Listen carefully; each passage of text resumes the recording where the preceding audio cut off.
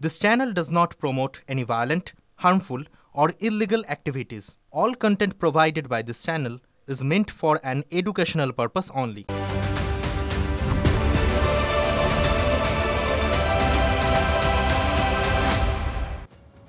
নমস্কার, স্বাগত আপনাকে আরও একবার TV9 বাংলায়।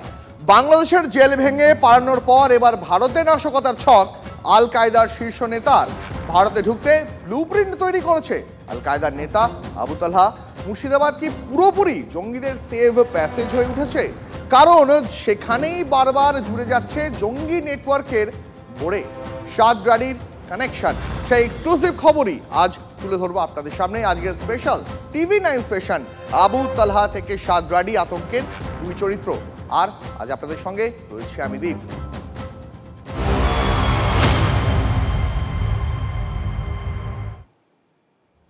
দেখুন, বর্ষবরণের এই উৎসবে মেতেছে 8 থেকে 80 সকলে।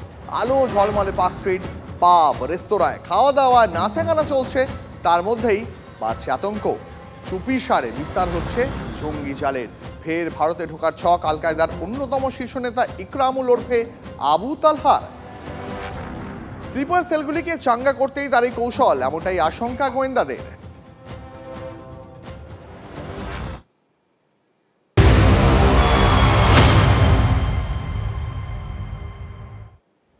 সূত্রের খবর, 2018 থেকে 2023 এই 5 বছর ধরে ভারতের অন্তত 10টা রাজ্যে ঘুরে বেরিয়েছে আল কায়দা উপমহাদেশের সংগঠনের দ্বিতীয় এই শীর্ষ নেতা, যার মধ্যে রয়েছে আসাম, ত্রিপুরা, পশ্চিমবঙ্গ, দিল্লি, উত্তরপ্রদেশ, মধ্যপ্রদেশ, এমনকি গুজরাটও। বাংলার উত্তর থেকে দক্ষিণেও অবাধ বিচরণ ছিল এই আবু তালহার। আচ্ছা, কোথায় কোথায় ঘাঁটি গেড়েছিল সে? দেখুন, আলিপুরদুয়ার, দিনহাটা, বাঁকড়া, মথুরাপুর, এমনকি জয়নগর, এই সমস্ত জায়গায় ঘাঁটি গেড়েছিল সে, এমনটাই অনুমান গোয়েন্দাদের। ট্যুরিস্ট ভিসায় ভারতে এসেছিল আল কায়দা উপমহাদেশের শীর্ষ নেতা ইকরামুল হক ওরফে আবু তালহা। তারপর দেওবন্দে কিছুদিন কাটিয়ে ভারতের অসম, ত্রিপুরা এবং পশ্চিমবঙ্গ সহ 10টি রাজ্যে সে বিভিন্ন প্রান্তে ঘুরে বেরিয়েছে 5 বছর ধরে এবং একের পর এক স্লিপার সেল তৈরি করেছে। এই রাজ্যের আলিপুরদুয়ার, কুচবিহার থেকে শুরু করে হাওড়ার বাঁকড়া এবং জয়নগর, মথুরাপুরও সে দীর্ঘদিন ছিল এবং সেখানেও স্লিপার সেল তৈরি করেছিল। আনসারুল্লাহ বাংলা টিমের যে 12 জনকে ইতিমধ্যে গ্রেপ্তার করা হয়েছে, তাদেরকে জেরা করে তাদের পেছনের অন্যতম মাস্টার মাইন্ড হিসেবে উঠে আসছে এই আবু তালহার নাম। এখন প্রশ্ন হলো, কে এই আবু তালহা? আসুন দেখাই আপনাকে বেগওয়ালে কে আবু তালহা। দেখুন, তার বাড়ি ময়মনসিংহে আবু তালহার। তার পড়াশোনা ময়মনসিংহের মাদ্রাসা, ঢাকা মাদ্রাসায় উচ্চশিক্ষা উত্তরপ্রদেশের দেওবন্দেও, সেখানেও পড়াশোনা করেছে সে। ইংরেজি, উর্দু, বাংলা, হিন্দি বলায় সাবলীল। বাংলাদেশে থাকতেই জঙ্গি কার্যকলাপের সঙ্গে তার যোগসূত্র তৈরি হয় এই আবু তালহার। তার ছদ্মনাম ইকরামুল, এনামুল, এমনকি মৌলানা সাকেত, এগুলো তার এক একটা ছদ্মনাম। তার মানে বুঝতে পারছেন যে এই জঙ্গি, তার কতগুলো ভাষায় দক্ষতা রয়েছে, সে কতগুলো নাম জানে, সে কতগুলো ভাষায় তার কথা বলা দক্ষতা রয়েছে। এই হচ্ছে এই আবু তালহা। এই আবু তালহা দেওবন্দের আমন নামে আল কায়দার হ্যান্ডলারের সঙ্গে পরিচয় হয় তার। তারপর বিভিন্ন মাদ্রাসা, ধর্মীয় মজলিসের আড়ালে সংগঠন বিস্তার করত এই ইকরামুল ওরফে আবু তালহা। গোয়েন্দাদের দাবি ইকরামুল ওরফে আবু তালহা আনসার আল ইসলামের শীর্ষ নেতা ওসমান গনির অত্যন্ত ঘনিষ্ঠ। বাংলাদেশ এবং ভারতের আল কায়দাপন্থী বিভিন্ন সংগঠনের মধ্যে সমন্বয়ের ভূমিকা পালন করছিল আবু তালহা। আর তার উদ্যোগেই ভারত এবং বাংলাদেশের বিভিন্ন আল কায়দাপন্থী সংগঠন, জেএমবি, আনসার আল ইসলাম এবং আনসারুল্লাহ বাংলা টিম, সেগুলোকে এক ছাতার তলায় নিয়ে আসা হচ্ছিল। যেটা এই আনসারুল্লাহ বাংলা টিমের যে 12 জন সদস্য, তাদের গ্রেপ্তার করে জানা গিয়েছে। যেটা গোয়েন্দাদের দাবি, এই আবু তালহা ছিলেন আল কায়দা উপমহাদেশের দাওয়া শাখার প্রধান।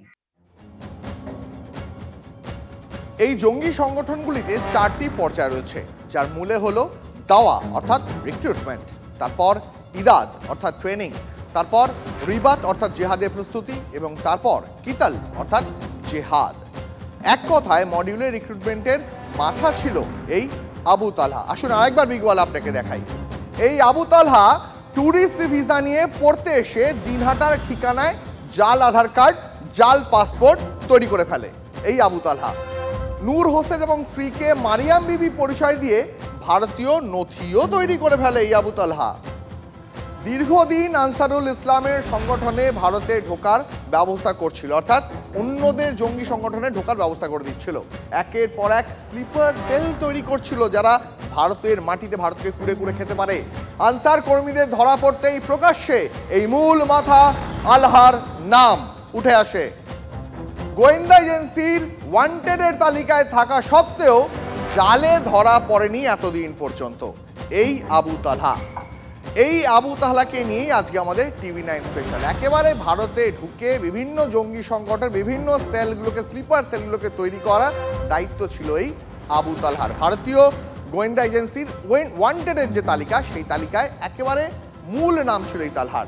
ক্রমশ ভারতে নিজেদের জঙ্গি সংগঠনের জাল বিস্তার করে গেছে। দিনহাটায় তার শ্বশুরকে গ্রেপ্তার করার পরেও হদিশ মিলছিল না আবু তালহার, আর এর মধ্যেই সে পালিয়ে যায় বাংলাদেশে। সেখানে অবশ্য ভারতীয় গোয়েন্দাদের ইনপুটের ভিত্তিতে 2023 সালে সস্ত্রীক তালহাকে গ্রেপ্তার করে হাসিনা সরকার। কারণ দেখাই আপনাকে বিগওয়ালে কেন। কারণ তালহার স্ত্রী ফারিয়া আফরিন ছিল সংগঠনের মহিলা শাখার নেত্রী। ভারতে মহিলাদের নিয়ে একের পর এক মডিউল তৈরি করত এই ফারিয়ার। বাংলাদেশে গ্রেপ্তার হওয়ার পর শেরপুর কারাগারে বন্দী ছিলেন আবু তালহা। কিন্তু সাম্প্রতিক যে জুলাই বিপ্লব, সেই জুলাই বিপ্লবের সময় শেরপুর কারাগারে হামলা চালায় আন্দোলনকারীরা এবং সেই সময় 518 জন বন্দী পালিয়ে যায়। এই পলাতক বন্দীদের মধ্যে আবু তালহা এবং আনসার আল ইসলামের একাধিক সদস্য ছিলেন। গোয়েন্দাদের আশঙ্কা তালহা ফের ভারতে ঢোকার চেষ্টা করবে, কারণ ভারতে তার তৈরি যে স্লিপার সেলগুলো রয়েছে সেগুলোকে সক্রিয় করার চেষ্টা করবে, যেটা এই মুহূর্তে সব থেকে বড় মাথা ব্যথার কারণ। আর এই সব ছবিগুলো দেখার পরই প্রশ্ন জাগে যে এই বাংলায় কি তাহলে জঙ্গিদের সেফ করিডোর? এই প্রশ্ন উঠছে তার কারণ আবারও মুর্শিদাবাদ থেকে জালে দুজন। কেরলে ধৃত জঙ্গি সাদরাডির ভাই সাজেবুল ইসলাম আর সহ দুজনকে নওদা থেকে গ্রেপ্তার করেছে এসটিএফ। প্রথমে সাজিবুলকে জেরা করে তার বন্ধু মোস্তাকিমকে তারপর গ্রেপ্তার করা হয়। সূত্রের দাবি, জেরায় সাদরাডির পিসির ছেলে সাজিবুল জানিয়েছে জঙ্গিদের অর্থের যোগান দিত সে দুবাইতে শ্রমিক হিসাবে কাজ করত। সূত্রের আরও দাবি আছে, দেখাই আপনাকে বিগওয়ালে। সূত্রের দাবি, সাজিবুলের ব্যাংক অ্যাকাউন্টে সন্দেহজনক অনেক লেনদেন হয়েছে। দেখুন একবার, পাকিস্তান থেকে সাজিবুলের অ্যাকাউন্টে টাকা ঢুকতো, কিন্তু সরাসরি না, ভায়া দুবাই হয়ে ভারতের অ্যাকাউন্টে লেনদেন সাজিবুলকে সাহায্য করত মুস্তাকিম। তার মানে বুঝতে পারছেন, পাকিস্তানের টাকা আমাদের দেশের বিভিন্ন জঙ্গি নাশকতার কাজে ব্যবহার করা হতো, ভায়া দুবাই এই টাকা ভারতে ঢুকতো। এই সাজিবুলের সঙ্গে ধৃত জঙ্গি মিনারুল শেখের হোয়াটসঅ্যাপে যোগাযোগের প্রমাণ পেয়েছে পুলিশ। মিলেছে অন্যান্য জিহাদি কার্যকলাপের তথ্য। কোথাও বাইরে গেছিল না এই কাজে? এর আগে বাইরে কোথাও কাজে গেছিল? হ্যাঁ, একবারে গেছিল, ওই সৌদি গেছিল একবার। সৌদি কতদিন আগে? তারপর 1 বছর হয়ে গেল আবার যাও। বাড়ি আসা 1 বছর হইলো, মানে সৌদি 2 বছর ছিল। এর আগে যাকে ধরে নিয়ে গেছে সে কি আছে? ওটা আমার মামা শ্বশুরের ছেলে। ওই সেই সাবরেডি। হ্যাঁ, ওকে আপনাদের বাড়িতে আসতো আগে মাঝে মাঝে? না, মাঝে মাঝে বলতে ওই 1-8 ঘন্টা দাঁড়াতো, কর পিসিকে দেখতো। কুকুর বাড়ি বুঝতে পারছেন না, দাঁড়াতো, দেখা করতো, কুকুর কাছে যেত। কি কাজ করতো সেটা বলেন। চাষের কাজ করতো। আর তাছাড়া তার আগে কোথাও গিয়েছিল আপনার ছেলে? কোথাও গেছিল তাছাড়া কোনো কাজে? ও সেই সৌদিতে। কি কাজ করতে গেছিল সৌদি? হোটেলে যখন ওদের টাইম। আচ্ছা বলুন, সাবজেক্ট আপনার ভাইপো তাই তো? এবার কতদিন ছিল এখানে আপনাদের? আমাদের বাড়ি এখানে থাকেন। আমার ফুকুকে এসে দেখে গেছে। তাহলে এখানে ভোটের নাম উঠলো কি করে? ওর হ্যাঁ, সাবের নাম উঠলো কি করে ভোটের কার্ডে? ভোটের নাম এসলে ও কি করে বলবো? আপনার বাড়িতে থেকে তো নাম তুলেছে বলছে। আমার বাড়িতে থাকেইনি। তাহলে এখান থেকে উঠলো কি করে? এখান থেকে উঠলো কখন? আমি স্কুলে গেছি, কি এখন ডাক্তারখানা গেছি, কাগজটা লিগিয়ে ও করেছে, আমি জানিনি।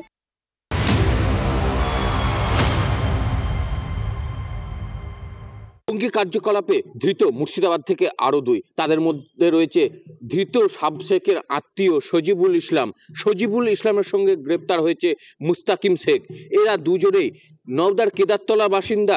ধৃত জঙ্গি মিনারুল শেখের সঙ্গে যোগাযোগ রাখতো এবং সেখানে হোয়াটসঅ্যাপে বেশ কিছু নথি মিলেছে তাদের কাছ থেকে, এবং সেই নথির ভিত্তিতে বেঙ্গল এসটিএফ এর একটি টিম আসে এবং ধৃত 2 জনকে জিজ্ঞাসাবাদের পর তাদেরকে গ্রেপ্তার করে। এই ঘটনায় নওদা থানায় লিখিত অভিযোগও দায়ের করেন। ধৃতদের বিরুদ্ধে জঙ্গি মামলায় কিন্তু মামলা রুজু করা হয়েছে এবং এই ঘটনায় একের পর এক জঙ্গি গ্রেপ্তারের ঘটনার পর থেকে মুর্শিদাবাদের আইন শৃঙ্খলা নিয়ে যেমন প্রশ্ন উঠছে, সেরকম উদ্বেগ বাড়ছে রাজ্যে। মুর্শিদাবাদ থেকে ক্যামেরায় সিদ্ধার্থের সাথে কৌশিক, TV9 বাংলা। আর এখানেই বারবার জুড়ে যাচ্ছে কেরল থেকে ধৃত জঙ্গি সাদ রাডির কানেকশন। এবার এসটিএফ এর জালে তার ভাইও। কিন্তু কে এই সাদ রাডি যাকে নিয়ে এত কথা? আসুন আপনাকে দেখায় বিগ ওয়ালে। কে সাদ রাডি? এর বাড়ি রাজশাহীতে। সূত্রে এমনটাই খবর, সূত্রে এমনটাই দাবি। সে আনসারুল্লাহ বাংলা টিমের সদস্য এই সাদ রাডি। তার মূল বাড়ি মুর্শিদাবাদ থেকে। বছর 40-এর আগে রাজশাহী চলে যায় তার বাবা। মুর্শিদাবাদ থেকে সে চলে যায় রাজশাহীতে। ভারতে আত্মীয় থাকার সুযোগে ঘন ঘন সে যাতায়াত করত দুবাংলার মাঝখানে। 10 বছর আগে থেকে মৌলবাদীদের সঙ্গে তার ঘনিষ্ঠতা বাড়ে। জানতে পেরেছেন গোয়েন্দারা ফরহান ইশরাক নামে বাংলাদেশি হ্যান্ডলারদের সঙ্গে তার পরিচয়, তার যোগাযোগ। আর এইভাবেই সাদ রাডির এই কানেকশন আস্তে আস্তে আরও এস্টাবলিশড হতে থাকে। এই হচ্ছে সাদ রাডির পরিচয়। এই সাদ রাডি আনসারুল্লাহ বাংলার প্রধান জসিমউদ্দিন রহমানের ডানহাত ফরহান ইশরাক নামে বাংলাদেশি হ্যান্ডলারের সঙ্গে তার পরিচয় হয়। আর সে আর পাকাপাকিভাবে সে ভারতে থাকা আত্মীয়দের সাহায্যে ভুয়ো নথি দেখিয়ে ভোটার কার্ড, আধার কার্ড তৈরি করে ফেলে। শুধু কি তাই না, এক জায়গায় নয়, নওদা এবং হরিহরপাড়া এই 2 জায়গায় ভোটার তালিকায় তার নাম রয়েছে। ভাবুন একবার, আমাদের এক জায়গায় ভোটার কার্ডের নাম তুলতে জুতোর শুকতলাক হয়ে যায়, আর এই জঙ্গি সাদ রাডি 2টো ভোটার তালিকাতেই তার নাম রয়েছে, যেখানে তার নাম অবশ্য সাব শেখ। আসুন আপনাকে আরো একবার দেখাই। এই সাদের কাজ ছিল মুর্শিদাবাদে পুরনো জেএমবি সদস্যদের এক জায়গায় করা বা এক ছাতার নিচে আনা। শুধু মুর্শিদাবাদেই নয়, অপারেট করত আসাম, বাংলা, এমনকি কেরলেও। স্লিপার সেল তৈরির কাজ করত সে, মানে তার মূল কাজ ছিল স্লিপার সেলেদের এক জায়গায় করা। বুঝতে পারছেন? এই হচ্ছে তার সাদ রাডির তার গোটা কাজ, তার গোটা পর্যালোচনা। আচ্ছা, আর কি তথ্য পাওয়া যাচ্ছে সাদ রাডির সহযোগী ধৃত সাজিবুল এবং মুস্তাকিম সম্পর্কে? আর কি কি তথ্য পাওয়া যাচ্ছে কথা বলবো আমাদের সঙ্গে সরাসরি। এই মুহূর্তে সিজার রয়েছে নিউজরুম থেকে। সিজার, এখনো পর্যন্ত এই সাজিবুল এবং মুস্তাকিম এদের সম্পর্কে আর কি কি তথ্য পেয়েছেন গোয়েন্দারা? দেখো, একটা বিষয় ঠিক যে সাজিবুল এবং মুস্তাকিম এই 2 জন এবং যে 12 জনকে ইতিমধ্যে গ্রেপ্তার করা হয়েছে অসম পুলিশের এসটিএফ করেছে, তাদের জেরা করে এই একরামুল হক বা আবু টালহার যে ফুটপ্রিন্ট, সেই ফুটপ্রিন্ট বা সিগনেচার ফুটপ্রিন্টটা কিন্তু স্পষ্টভাবে পাওয়া যাচ্ছে। তার কারণ আবু টাল্লাহ আমরা দেখালাম যে সে কীভাবে আল কায়দার অ্যাফিলিয়েটেড বিভিন্ন সংগঠনের সমন্বয়ের ভূমিকা চালাচ্ছিল। এখানেও দেখা যাচ্ছে এই সাজিবুল এবং মুস্তাকিম এরা খুব অল্প বয়স থেকে 16-17 বছর বয়স থেকে তারা কিন্তু মৌলবাদে দীক্ষিত হয় এবং এই ধরনের সংগঠনের সঙ্গে তারা যুক্ত ছিল। একটা সময় তারা জামাতুল মুজাহিদিন বাংলাদেশের সঙ্গে যুক্ত ছিল, পরবর্তীতে এবিটির বিভিন্ন লোকের সঙ্গে তাদের যোগাযোগ হয়। অর্থাৎ মুর্শিদাবাদ বা বাংলার বুকে থাকা এই ধরনের সংগঠনগুলো সঙ্গে তাদের যোগ ছিল এবং পরবর্তীতে সেই সংগঠনগুলোকে এক জায়গায় করার ক্ষেত্রে সাদ রাডিকে কিন্তু সহযোগিতা করছিল এই 2 জন। এবং সবথেকে বড় কথা হচ্ছে এই 2 জনের ক্ষেত্রে আরেকটা বিষয় দেখা যাচ্ছে, তারা ফান্ডিং এর সঙ্গে সরাসরিভাবে যুক্ত ছিল এবং তারা অসমে গিয়ে নূর হোসেন এবং মিনারুলকে বিভিন্ন সময় এই ফান্ডের টাকা পৌঁছে দিত। অর্থাৎ সামগ্রিকভাবে এই যে স্লিপার সেলগুলোর যে অপারেটিভ পার্ট, তাদের কি পরিকল্পনা, কি কাজ হবে, সেখানে তারা সরাসরিভাবে যুক্ত ছিল। বেশ, অনেক ধন্যবাদ তোমার সিজার। আচ্ছা, আপনাদের একটু মনে করিয়ে দিই, একটু পিছনের দিকে নিয়ে যাই আপনাদের। 2014 2 অক্টোবর অষ্টমীর দিন তীব্র বিস্ফোরণে কেঁপে ওঠে বর্ধমানের খাগড়াগড়। ঘটনাস্থলে মৃত্যু হয় একজনের। সেই ঘটনায় নাম উঠে আসে জঙ্গি গোষ্ঠী জামাতুল মুজাহিদিন বাংলাদেশের। প্রথমবার ভারতে প্রকাশ পায় জেএমবি কার্যকলাপ। খাগড়াগড় বিস্ফোরণের পরে পশ্চিমবঙ্গের মানুষ ধীরে ধীরে বুঝতে শুরু করে যে সন্ত্রাসবাদ কি এবং বাংলায় কীরকমভাবে তা ঘাঁটি গাড়ছে। আমরা বহু বছর ধরে বলেছি বাংলার সাধারণ মানুষ গুরুত্ব দিতে চায় না, এখন সাম্প্রতিক ঘটনা এবং বারবার সন্ত্রাসবাদী ধরা পড়ার পর কখনো আসাম এসটিএফ ধরছে, কখনো জম্মু কাশ্মীর এসটিএফ ধরছে, এখন বাংলার মানুষ একটু একটু করে ভাবতে বুঝতে পারছে এবং আতঙ্কিত হচ্ছে। এবং আমার মনে হয় এই আতঙ্কটা দরকার রাষ্ট্রীয় সুরক্ষার জন্য, মানুষের সুরক্ষার জন্য। বাংলার মানুষ বুঝতে চাইছে না যে তারা আগ্নেয়গিরির ওপরে বসে আছে, যে কোনো সময় অগ্নুৎপাত শুরু হতে পারে এবং তখন কিন্তু প্রাণ সম্পত্তি কোনো কিছুর নিরাপত্তা থাকবে না। তাহলে বুঝতে পারছেন যে কিভাবে জঙ্গিরা আমাদের রাজ্যে ঢুকে কুড়ে কুড়ে খাচ্ছে আমাদেরই দেশের বিভিন্ন সম্পদকে। দেখালাম আজ আপনাদের টিভি9 স্পেশালে। আজ টিভি9 স্পেশাল এই পর্যন্তই। দেখতে থাকুন টিভি9 বাংলা।